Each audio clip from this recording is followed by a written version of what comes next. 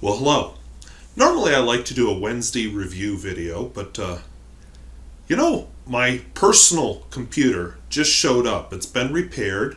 According to all the reports, it was the motherboard that was bad. Or, no, not motherboard, what was it? We'll read this correctly here. The logic board was replaced, and so was the Touch ID board.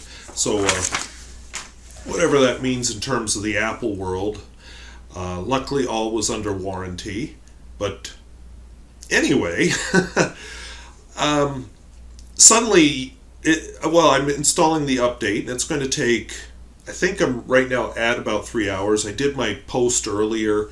I said 3 hours in the post, but it was more like 3.5 hours. So where I'm at right now, I just want to wait on that. And honestly, this school computer I've been using works, but it's no fun. I will probably be recording a large number of my school videos on the personal computer because it's so much easier and better quality. But I'm going to give one last hurrah with this school computer, because by the time that my personal one is up and running, it's going to be a lot later, and I know that I just don't record videos as well when it's later in the day.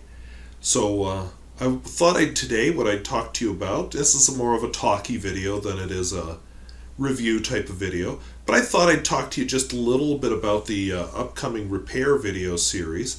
I actually have a few samples ready for me to talk about upcoming repair videos, and I plan to have one out next week. I don't know yet if it will replace a regular video that I do, or if it will be a standalone deal, especially while I'm quarantined.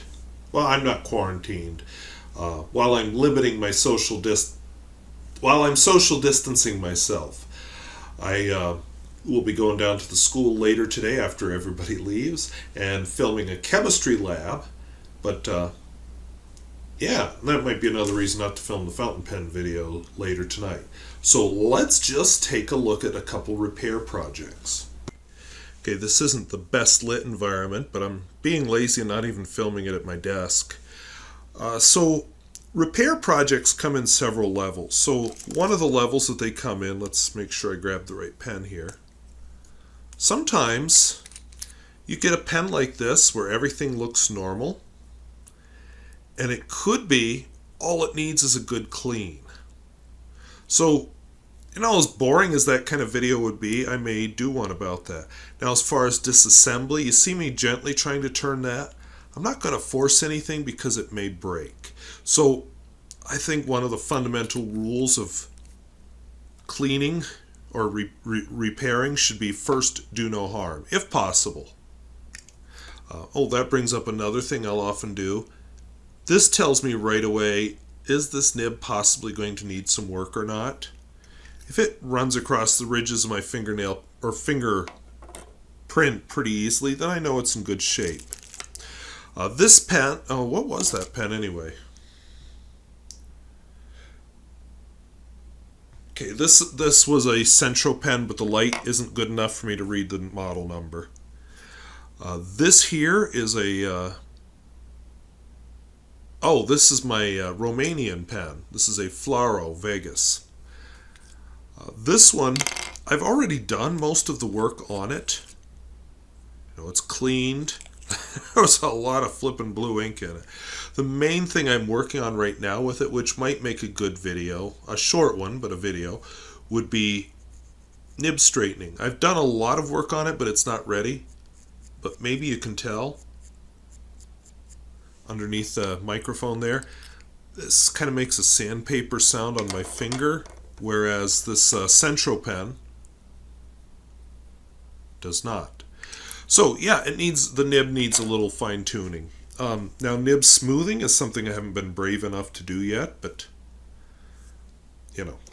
maybe coming. Here I have a Geha 712. I've reviewed I think it was a 714, and this one seems to work. The main thing I think this pen will need is some cleaning. But this is a good one for discussing pistons. Just basic piston repair.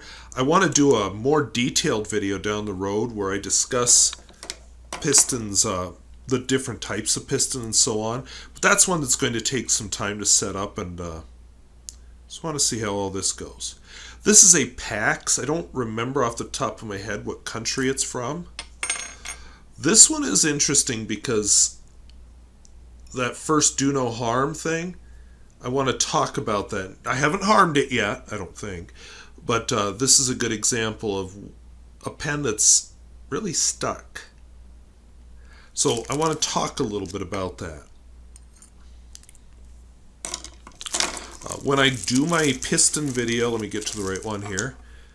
I have actually another bit of interesting stuff here. This is a Toes Pencala pen. Now what you can't see because the lighting and everything is bad, but the whole inside of this plastic is all cracked. I'm going to talk a little bit about testing for leaks and stuff, so that would be a decent video. And we'll get to talk about a piston again. It may actually feature in one of the piston videos.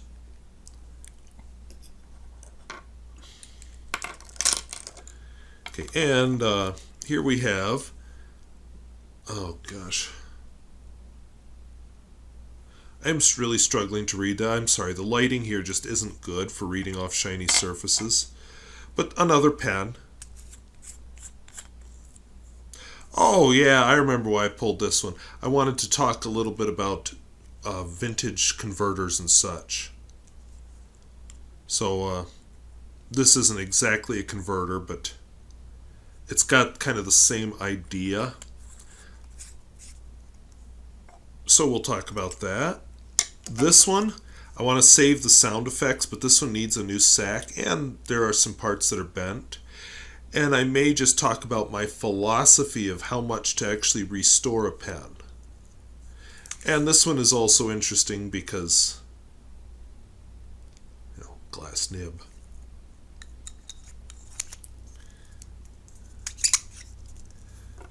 That one will be a bear. And then this, I don't even remember what this is. It's been so long since I looked at it. Oh, okay.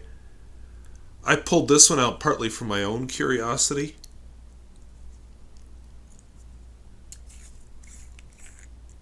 But I'm just going to talk again. I think this will be a good one to discuss resacking. Yeah, okay. And again, stuck parts. So that gives you an idea of what's upcoming for my repair videos. That's over here. This is a Svanström's pen, which is a Swedish make. One of the things, let's see if you can see it if I hold my hand there. That way, if I tilt it like this. It needs to be heat set. This nib is not properly heat set against the feed. So I plan a video on heat setting. Now, I will probably record this one. But if you're not comfortable with heat setting, and and that brings up another wild thing. Every time I screw the cap on, if I'm not thinking, I misalign the tines. So that's another topic worth bringing up.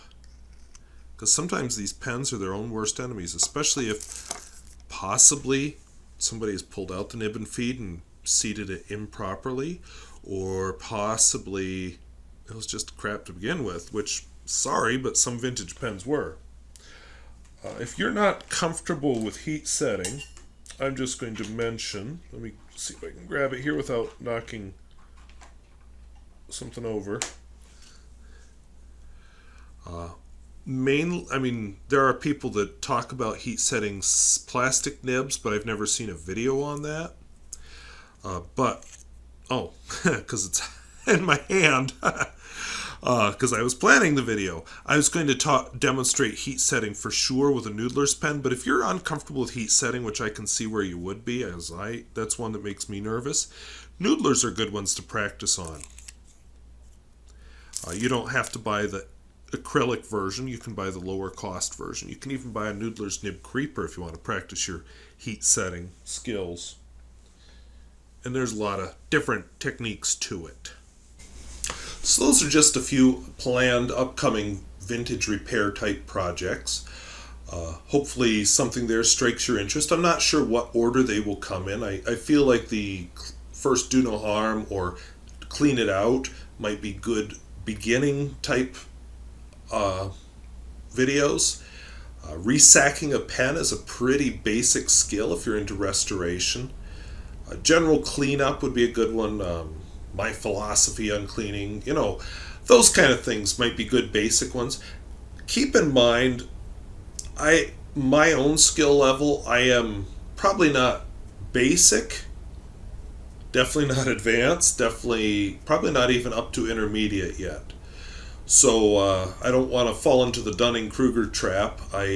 My skill set is limited, but if I can get anybody interested and give them some basic direction to get started, I feel like my job is done.